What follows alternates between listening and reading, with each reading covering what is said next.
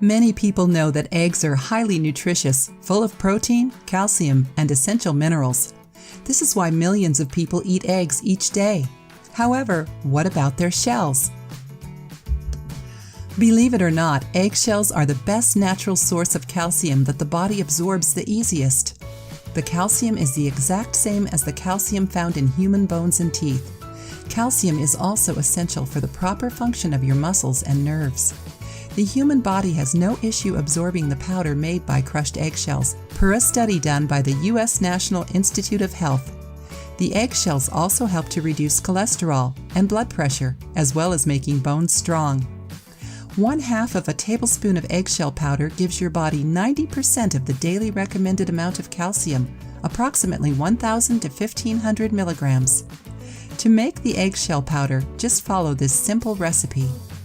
First, you need to boil your eggs for 10 minutes. This will help you get rid of any detrimental bacteria. Then you need to cool them.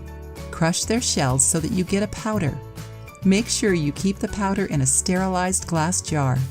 This powder can be used as a calcium supplement or in addition to your smoothies and cereals. If you like the video, give it a thumbs up and share it with your friends. For more recipes and tips, subscribe to the channel.